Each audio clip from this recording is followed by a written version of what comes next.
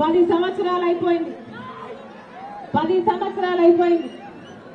మన రాష్ట్రానికి ఒక్క విభజన హామీ, మన ఆంధ్ర రాష్ట్ర ప్రజల హక్కుల్లో ఒక్కటంటే ఒక్కటి కూడా సాధించుకోలేకపోయాం. కారణం ముందు 5 ఏళ్లు చంద్రబాబు గారు ముఖ్యమంత్రిగా ఉన్నారు. ఇప్పుడు 5 ఏళ్లు జగనన్న గారు ముఖ్యమంత్రిగా ఉన్నారు. మనకు ప్రత్యేక హోదా ఎంత ముఖ్యమో ఇద్దరికీ తెలుసు. ప్రత్యేక హోదా లేకపోతే మన రాష్ట్రం తెలుసు. ప్రత్యేక హోదా లేకపోతే మన రాష్ట్రం అంధకారం లేకపోతుందని తెలుసు. ఆ రోజు కాంగ్రెస్ పార్టీ 5 సంవత్సరాలు ప్రత్యేక హోదా అంటే చంద్రబాబు గారు చెప్పిన మాట సరిపోదు అన్నారు. బీజేపీ చెప్పిన మాట సరిపోదు అన్నారు. ఆ రోజు బీజేపీ ఏమో ప్రత్యేక హోదా అంటే, ఆ రోజు చంద్రబాబు గారు చెప్పిన మాట మాకు 15 సంవత్సరాలు ప్రత్యేక హోదా కావాలి అన్నారు. కానీ ముఖ్యమంత్రి అయినాక చంద్రబాబు గారు అదే బీజేపీ పార్టీతో పొత్తులు పెట్టుకున్నారు. వాళ్ళ మంత్రివర్గంలో, వాళ్ళ కేబినెట్ లో మంత్రులు చేశారు, మంత్రివర్గంలో భాగమయ్యారు. కానీ ప్రత్యేక హోదా గురించి ఒక్కటంటే ఒక్క నిజమైన ఉద్యమం చేయలేదు చంద్రబాబు గారు. ఆ రోజుల్లో చంద్రబాబు గారు ముఖ్యమంత్రిగా ఉంటే జగనన్న గారు ప్రతిపక్ష నాయకుడు. ఆ రోజు ప్రతిపక్ష నాయకుడిగా జగనన్న గారు ఎన్నో ఉద్యమాలు చేశాడు ప్రత్యేక హోదా కోసం. ఆ రోజు ప్రత్యేక హోదా జగనన్న గారు నిరాహార దీక్షలు కూడా చేశారు. ఆ రోజు జగనన్న గారు చెప్పిన మాట ప్రత్యేక హోదా రావాలి అంటే మూకుమ్మడిగా రాజీనామాలు చేద్దాము అన్నారు. ప్రత్యేక హోదా ఎందుకు రాదో చూద్దాము అన్నారు జగనన్న గారు. తీరా ఎన్నికలు వచ్చాయి, జగనన్న గారు ముఖ్యమంత్రి అయ్యారు. ఇప్పుడు జగనన్న గారు ముఖ్యమంత్రి అయినాక ప్రత్యేక హోదా కోసం ఒక్కసారైనా నిలబడ్డారా, మాట్లాడారా, బీజేపీని నిలదీశారా, ఒక్క నిజమైన ఉద్యమమైనా చేశారా అంటే ఒక్కటి కూడా చేయలేదు. ఒక్కసారి కూడా ప్రజల పక్షాన మాట్లాడలేదు.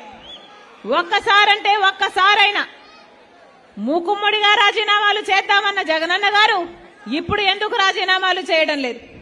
ఇప్పుడు అదే బీజేపీ పార్టీకి తొత్తులుగా మారారు. జగనన్న గారే కాదు, చంద్రబాబు గారు కూడా. ఇద్దరు దొందే. ఒకవైపు వైసీపీ, ఒకవైపు టీడీపీ, ఇద్దరిని పెట్టుకుని ఆడుతుంది బీజేపీ పార్టీ. ఆలోచన చేయండి. బీజేపీ పార్టీకి ఆంధ్ర రాష్ట్రంలో ఒక్క ఎమ్మెల్యే లేడు, ఒక్క ఎంపీ కూడా లేడు. ఆంధ్ర రాష్ట్ర ప్రజలు ఒక్క బీజేపీ ఎమ్మెల్యేని గెలిపించలేదు, ఒక్క ఎంపీని గెలిపించలేదు. అయినా కూడా ఆంధ్ర రాష్ట్రంలో రాజ్యం వెళ్తుంది బీజేపీ పార్టీ. ఎలా సాధ్యమైంది ఇది?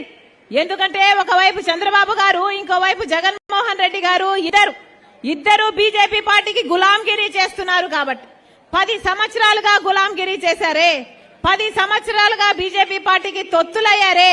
పోనీ 10 సంవత్సరాలలో 10 వాగ్దానాలలో ఒక్క వాగ్దానమైనా నిలబెట్టుకోగలిగారా? ఒక్క వాగ్దానమైనా, ఒక్క హామీ అయినా నెరవేర్చుకోగలిగారా అంటే ఒక్కటి కూడా రాలేదు మన రాష్ట్రానికి. మరి బీజేపీ పార్టీ మనకు ఒక్క హామీ కూడా నెరవేర్చకపోతే, మనకు స్పెషల్ స్టేటస్ ఇవ్వకపోతే, మనకు పోలవరం ఇవ్వకపోతే, మనకు రాజధాని ఇవ్వకపోతే, మరి బీజేపీ పార్టీకి ఎందుకు గులాంగిరి చేస్తున్నారు అని అడుగుతున్నారు ఆంధ్ర రాష్ట్ర ప్రజలు. ఎందుకు గులాంగిరి చేస్తున్నారు? ఈరోజు చూస్తున్నాం, చంద్రబాబు గారు నిన్న ఢిల్లీ వరకు వెళ్లారు. ఎందుకని? నిన్న చంద్రబాబు గారు బీజేపీ పార్టీ మెప్పు కోసము, అమిత్ షా మెప్పు కోసము ఢిల్లీ వరకు పరిగెత్తుకుంటూ వెళ్లారు. అక్కడ చూస్తే వాళ్లకు సాష్టాంగపడ్డాడు చంద్రబాబు గారు. బీజేపీ మెప్పు కోసము ఎన్ని తిప్పలు పడుతున్నాడు. ఇక రేపు జగన్మోహన్ రెడ్డి గారు కూడా ఢిల్లీకి వెళ్తారట. ఈయన కూడా అక్కడ సాష్టాంగ పడతాడు. ఈయన కూడా ఢిల్లీ వాళ్లకు వంగి సలాములు చేస్తారు. ఎందుకని? ఒకరేమో పాలక పక్షం, ఇంకొకరేమో ప్రతిపక్షం.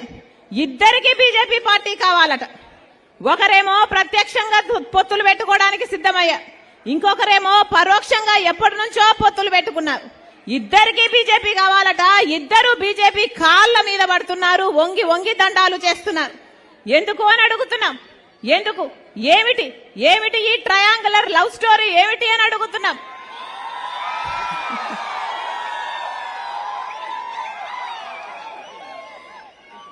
పోనీ బీజేపీ పార్టీ మనకేదైనా చేసింది? బీజేపీ పార్టీ 10 సంవత్సరాలుగా అధికారంలో ఉంది. మనకు ఒకటి కాకపోతే ఒకటన్నా వాగ్దానాలు నిలబెట్టుకున్నారు. సరే, ప్రత్యేక హోదా కాకపోతే పోలవరం ఇచ్చారు, పోలవరం కాకపోతే రాజధాని ఇచ్చారు, రాజధాని కాకపోతే